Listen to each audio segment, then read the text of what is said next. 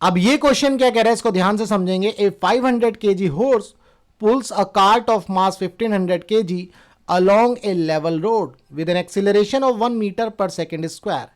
If the coefficient of sliding friction is 0.2, then the force exerted by the horse on the cart in forward direction is।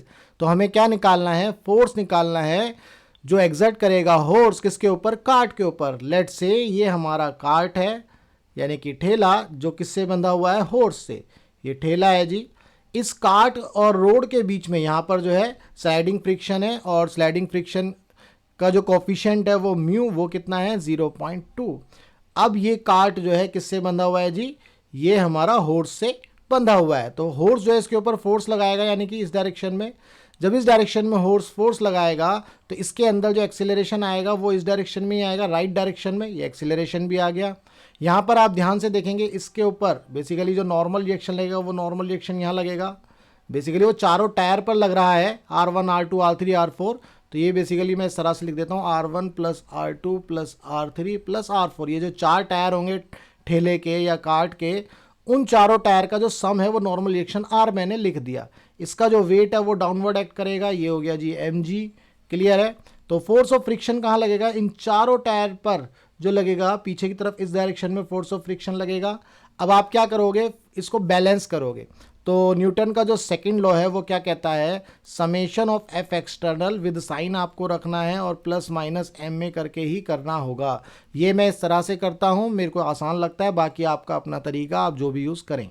तो यहाँ पर external force क्या है आपका, right direction में देखो plus F, और माइनस क्या हो जाएगा, फोर्स ऑफ फ्रिक्शन, क्योंकि लेफ्ट डायरेक्शन में है, मास इनटू एक्सीलरेशन, और ए ये आपका राइट डायरेक्शन में, तो प्लस एम में। इस तरह से हम कर लेते हैं। तो यहाँ से हमें इस फोर्स को निकालना है। ये फोर्स कितना हो गया, M A plus force of friction. तो एम ए बेसिकली ये मास किसका है, कार्ट का। कार्ट का मास कितना दिया हुआ है 1500। एक्सेलरेशन कितना दिया हुआ है जी 1 मीटर पर second square, plus force of friction. Force of friction का सिंपल फॉर्मूला म्यू के इंटू एन। ये जो है काइनेटिक फ्रिक्शन की बात हो रही है यहाँ पर। तो 0.2 एन कितना हो गया जी, एन होगा आपका म्यू जी, यानी कि नॉर्मल रिएक्शन के इक्वल हो गया। तो 0.2 into weight m g, m mass कितना है ठेले का 1500, जी की वैल्यू आ गई 10। तो यहाँ से ये पॉइंट उठ के ये 10 से 10 उड़ेगा, तो यहाँ पर आपको मिलेगा 3000। तो फोर्स ऑफ फ्रिक्शन आ गया आपका 3000। तो यहाँ से इसको सॉल्व करेंगे तो कितना आएगा 4500। तो जो अप्लाइड फोर्स है वो कितना है 4500 न्यूटन का। जब 4500 न्यूटन का अप्लाइड फोर्स इस ठेले के ऊपर लगेगा, कार्ट के ऊपर लगेगा, तब ये जो है इसके अंदर एक्सीलरेशन आएगा 1 मीटर पर सेकेंड स्क्वायर का। इसीलिए इसका फोर्थ ऑप्शन हमारा सही है। उम्मीद करता हूँ आपको इस क्वेश्चन का जो कॉन्सेप्ट है वो समझ में आया। आपको इसके अंदर जो लग रहे फोर्सेज है वो बनाने आने चाहिए, फोर्सेज कहाँ कहाँ लग रहे हैं वो समझ में आना चाहिए। उसके बाद ये क्वेश्चन जो है बिल्कुल केक वॉक है, बहुत आसानी से आप इसको कर सकते हो।